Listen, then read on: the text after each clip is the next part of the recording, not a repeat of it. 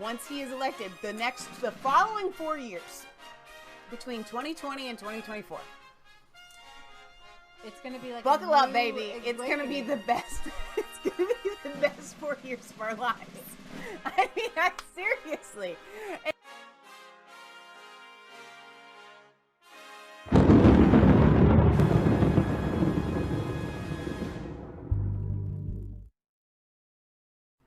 Hey guys, welcome back to Resistance Chicks. We're your hosts, the lovely Leah and Michelle. It keeps going down. Your My seat's shrinking. It keeps dropping on me. They're little whistleblowers. There were what, 20, 25 people that heard this phone call? How do they think they're going to get away with this when we already have at least one person coming out and saying, no, there was nothing nefarious in that phone call? That's a good question. I'm sure they're going to keep hearing that clicking throughout the video. So, a CIA officer who filed a secondhand whistleblower complaint against President Trump has gotten cold feet about testifying. And this is probably the Charlie that we're talking about.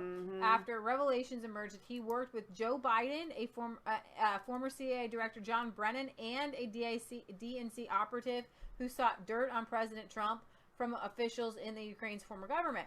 According to the Washington Examiner, discussions with this, quote, whistleblower revealed by Real Clear Investigations as a 33-year-old Eric Charmella, I thought I was going to get it right, Charlie, have been halted, and there's no discussion of testimony from a second whistleblower. Ha ha ha, why not now?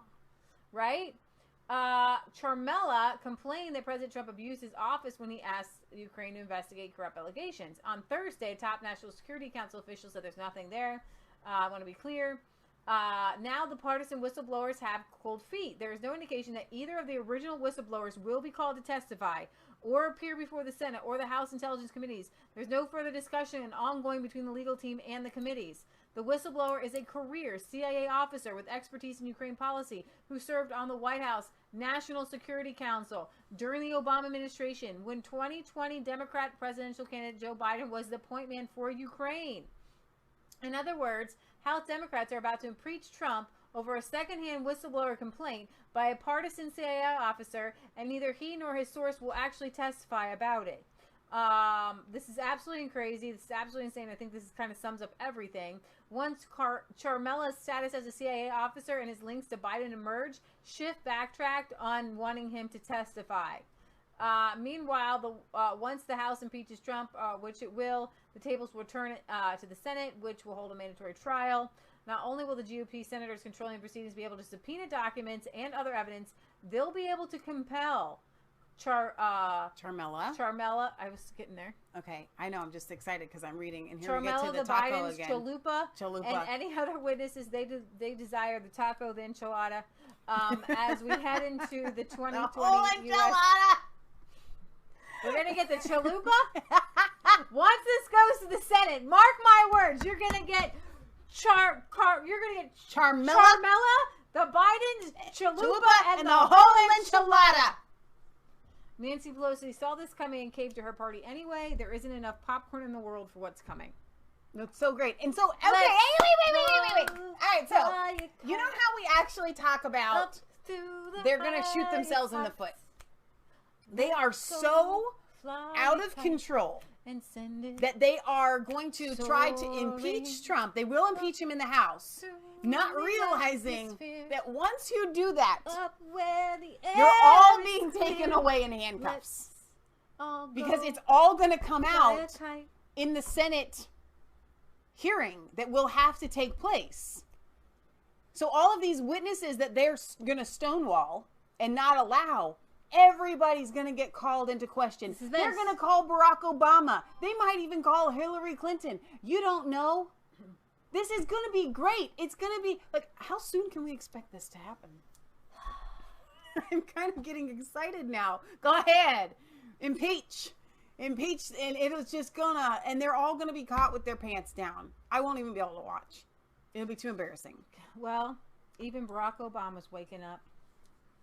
You're never gonna believe this. We're moving on, by the way. Obama is now telling young people, this has 4 million views, to cancel culture. We're gonna, this idea of purity, and you're never compromised, and you're always politically woke and all that stuff. You should get over that quickly. The world is messy. There are ambiguities. People who do really good stuff have flaws. People who you are fighting may love their kids and, you know, share certain things with you. And I think that one danger I see among young people, particularly on college campuses, Malia and I talk about this. Yara goes to school with my daughter. But I do get a sense sometimes now among certain young people, and this is accelerated by social media, there is this sense sometimes of the way of me making change is to be as judgmental as possible about other people. And that's enough. Like if I tweet or hashtag about how you didn't do something right or used the wrong verb, or then I can sit back and feel pretty good about myself because, man, you see how woke I was? I called you out. I'm going to get on TV, watch my show, watch Grownish. You know, that's not activism. That's not bringing about change. You know, if all you're doing is casting stones,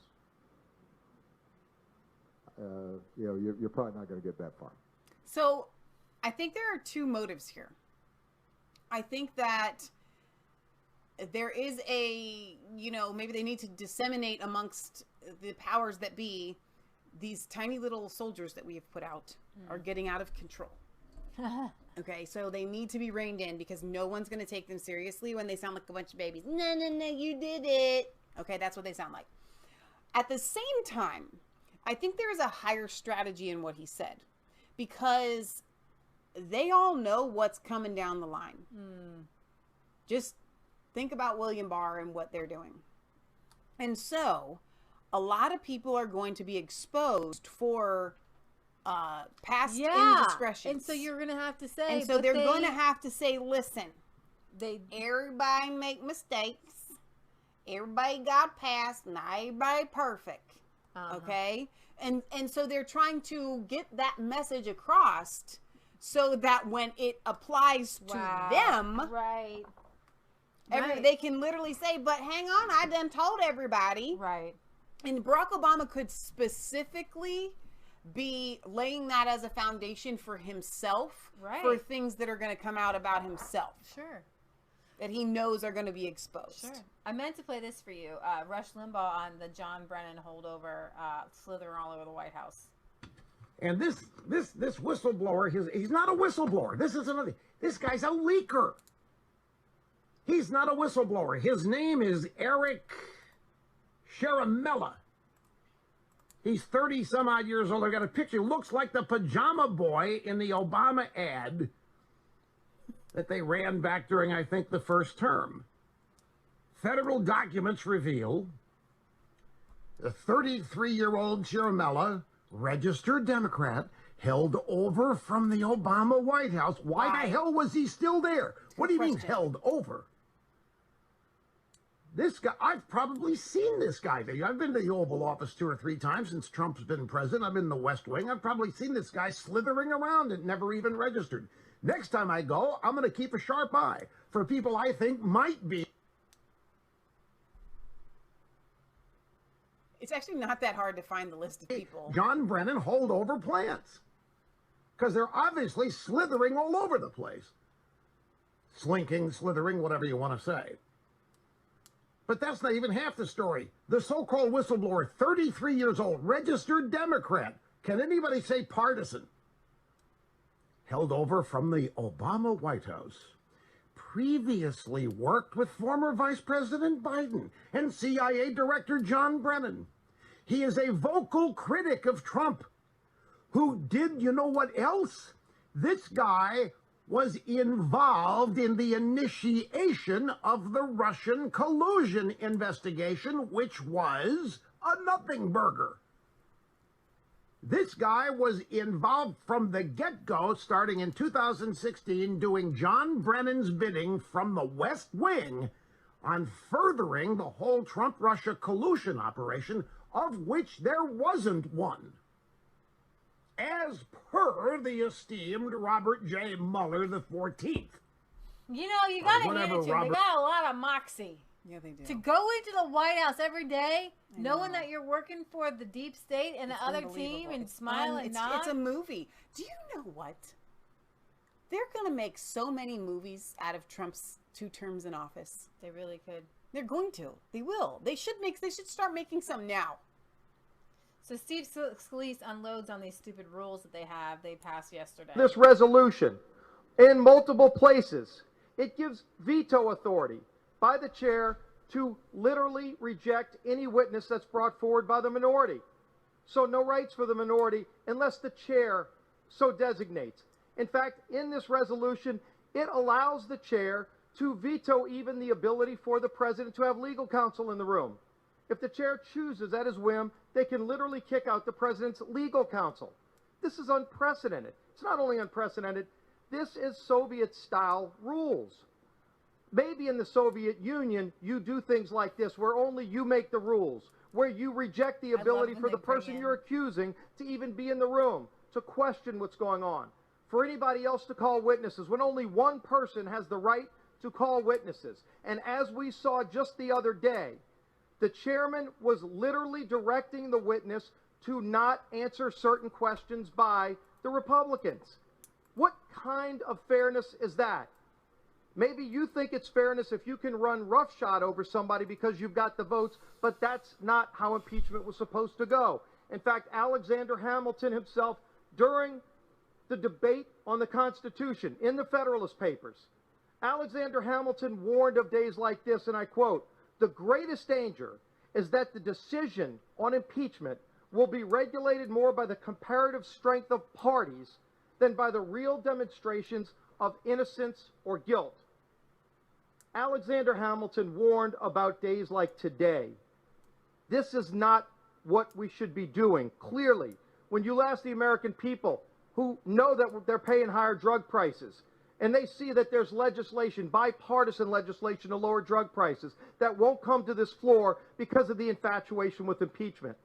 We don't even have a bill to formally pay our troops and make sure they have the tools they need to defend this country because there's such an infatuation with impeachment.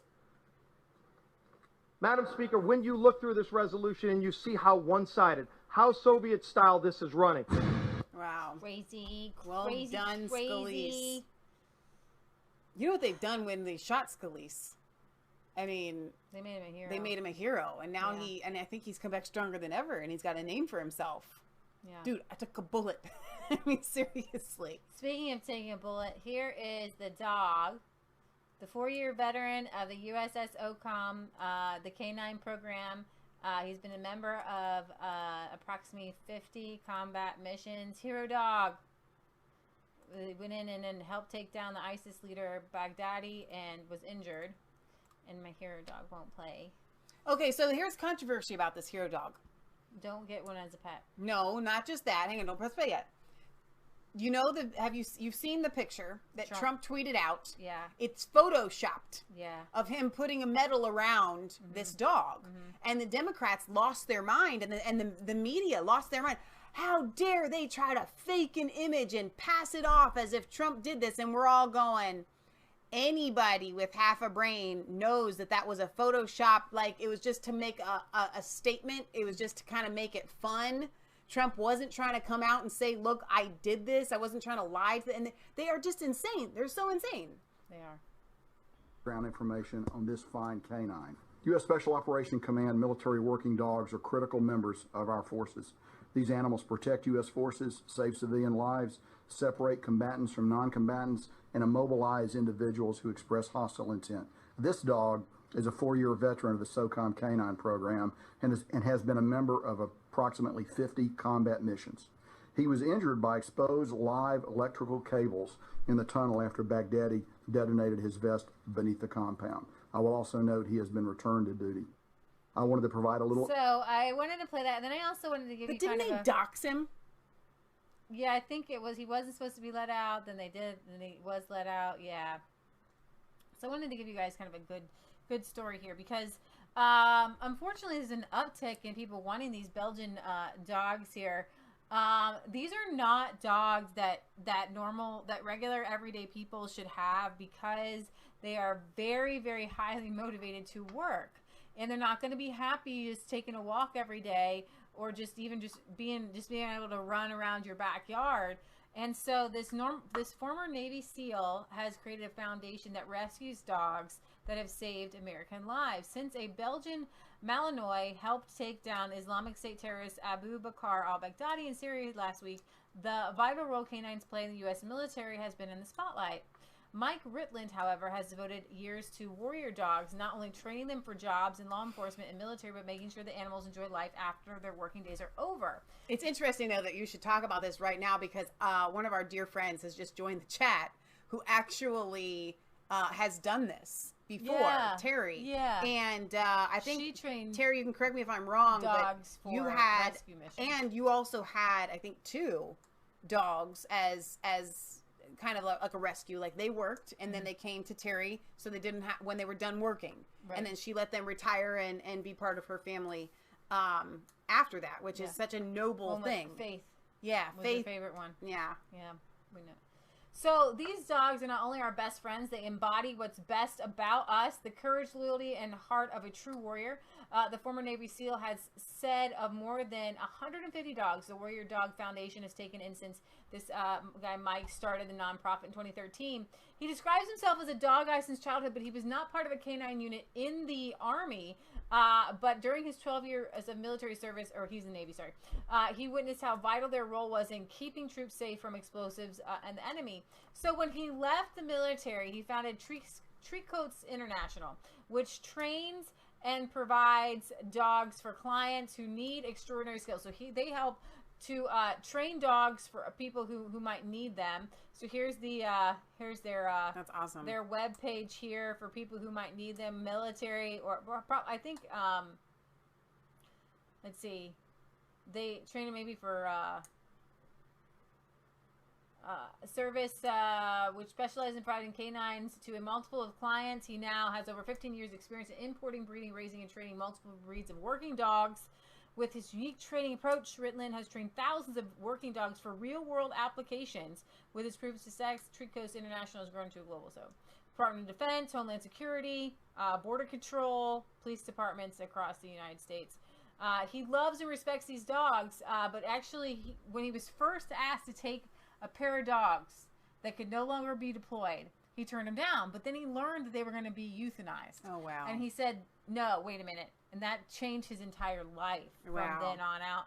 So this was let's throwback Thursday for 2017 when one of his, they had, at that time they had 21 that were retired canines that served their county or local law enforcement. Now some of these dogs may have food aggression or dog aggression or it doesn't make them suitable to be in a family as a family dog.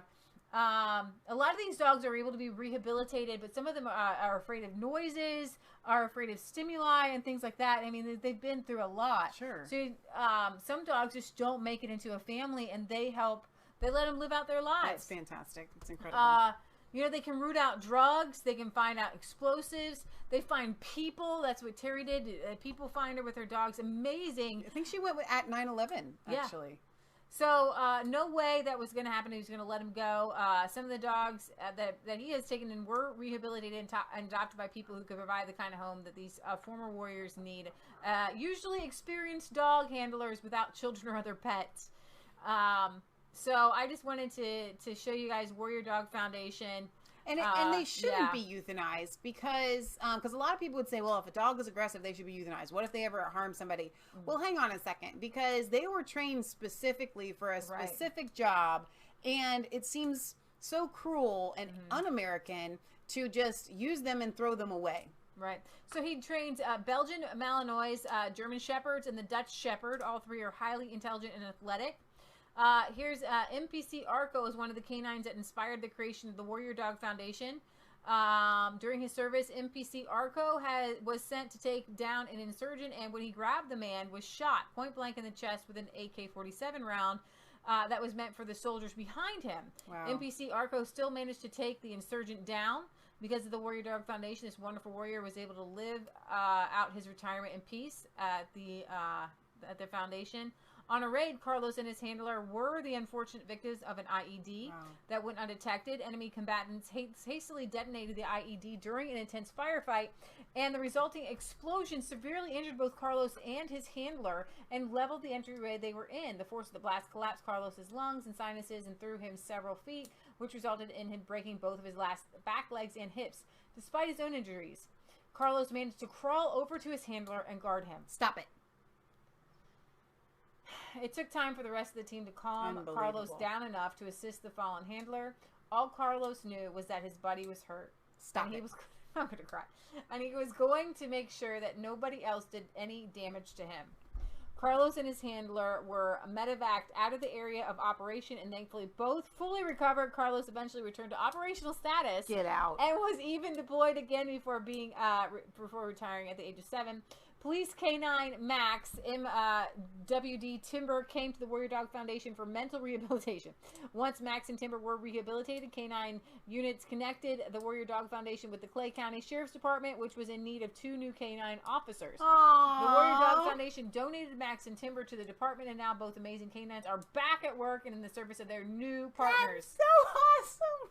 Jax is a 5-year-old Belgian Malinois who proudly and professionally served in a police department in Minnesota from June to February 2018. He had to retire at an early age due to a medical condition and has come to the ranch to live a healthy, happy, retired life. During his years of service, Jax worked as a narcotics detector as well as a patrol dog and maintained high scores. He was awarded first place among 80 dogs in the suspect search portion of the Region 12 trials in Fargo. In the same year, he assisted in the capture of a suspect involved in multiple burglaries, and in 2016 he assisted on a traffic stop in which he alerted to the presence of narcotics. A search of the vehicle revealed several pounds of narcotics along with 5 illegally possessed firearms. So these tough warriors here are something to be admired, and there's your good news story for the day. That's really fun. Yeah. It is. It is. You know, it is. There's good things in this world. We got to talk about good things every once in a while, you know? Well, and Trump likes to talk about the fact that at the border, those dogs are, I mean, there's nothing better than the dogs there to actually stop the narcotics and so much that's trying to come through. So they're quite amazing creatures. We had a Democrat in the Congress resign. This chick here, I'm not going to show you her pictures. She was involved in what was called a throuple, a polyamorous relationship. She was married. She is married. They're separated to a dude, male. She's female. We all know she's female. Her pictures are everywhere. Oh, naked my pictures. Gosh. Pictures were released.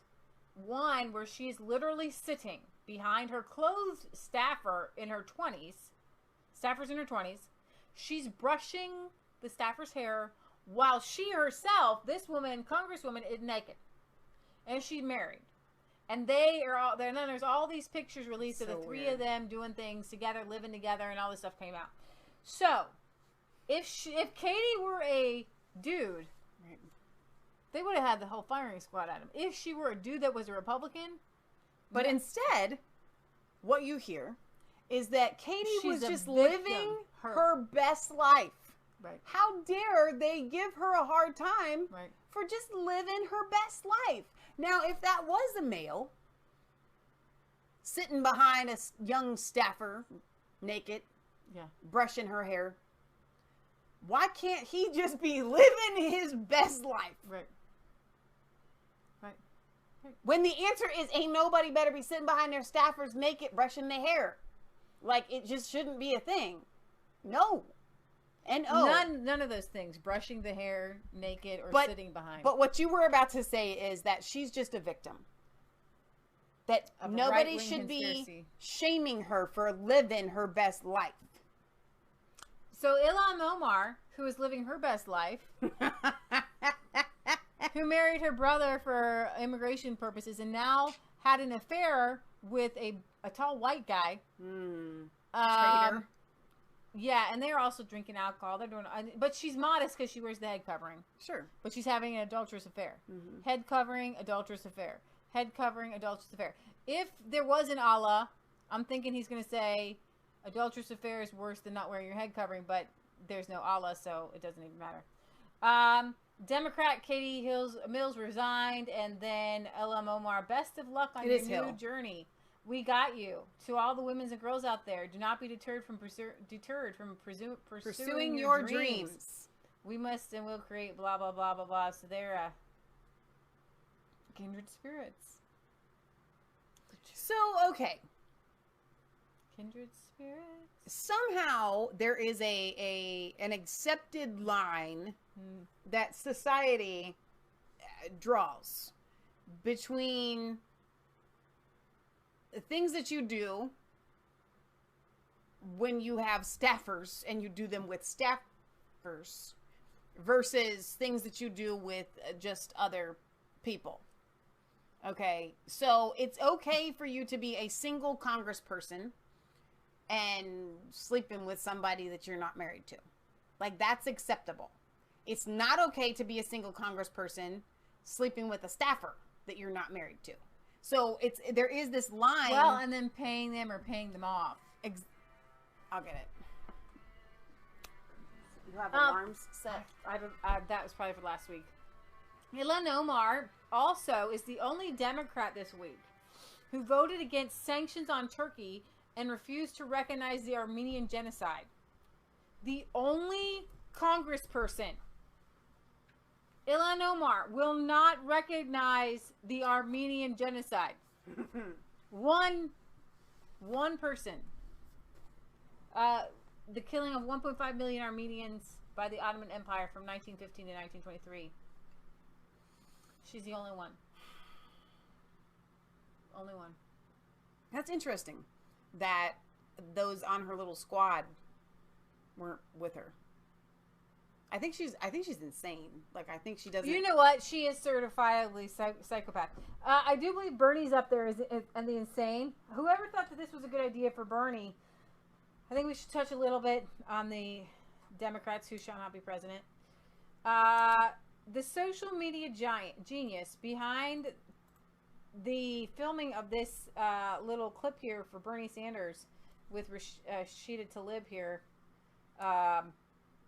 was not real smart. So it's obviously, it looks like a dollar store, doesn't it? Look like a dollar store. Empty grocery shelves here. Well, my understanding, interestingly enough, is that that mission was accomplished with information supplied by the Kurds. And as we know, Trump has turned his back and betrayed the Kurds. Something that I think will have a negative impact, not only in that region of the world, but in terms of our relationship. Now let me just explain something. The Kurds, predominantly a huge wing of them are communists. Mm-hmm. So they're buddies of Bernie Sanders. So this right here is a bad idea for somebody who is trying to kind of throw off the idea that socialism is a bad thing. But I'm curious, was it set up on purpose for the empty grocery shelves? Or did they just so happen to be in a store and stand them in front of empty grocery shelves? Maybe they were thinking, well, maybe we don't want too many groceries. We want to see where we're advertising But something. why are they in a grocery store? I'm just wondering. We obviously didn't watch the entire interview there, so I'm just wondering: was he trying to make a point of Americans are hungry? There's not enough food for people, and socialism will solve that. But the reason why it's funny, why you're calling it out for those that don't quite get it, is that socialism does lead to empty grocery store shelves, and lack of food, and lack of access for people to get food. So that's the funny haha. But I'm just wondering if they were trying to do it on purpose. I don't know. I think it's just God. It's karma. But why in a grocery store? Like, why not a park? If it was cold outside, why not just under the awning of a grocery store in front of like a brick wall or something? Like, it was just a bad idea. Maybe it was a joke. Maybe Bernie has some sense of humor. Some staffers in there with a sense of humor. I wanted to make a note of this, you guys. So we love you guys. Yes. God loves you. God bless. And have a wonderful rest of your weekend. And I hope you're having better weather than we had for 2 days ago. And happy All Saints Day. Happy Reformation Day from yesterday. And so we're kicking off the first 2 months of Christmas. Everyone has decided that Christmas is going to be 2 months long this year. I'm giving the Pilgrims their full month. Starting today through the 28th. Thanksgiving's on the 28th this month. The Pilgrims get the whole month. Other people are giving it all to Christmas. So, I don't know. It's whatever it is, but whatever. 93.3 radio station launched their Christmas music, I think, today. What? Disturbing me. That's too early. It was way too early. So, but Maia does Christmas music this early. She's very excited. Air One does theirs. What? Yeah. Not everyone, like they do like a side thing there. So, yeah, I know. Thanksgiving. Okay, guys, we're really going to end. This is our 800th. I wanted to tell you that after Halloween, I felt like I told Michelle the day of Halloween, just wait till tomorrow. It's all going to shift. So, get it? Shift. That could be prophetic. You don't know. All right, you guys. God bless.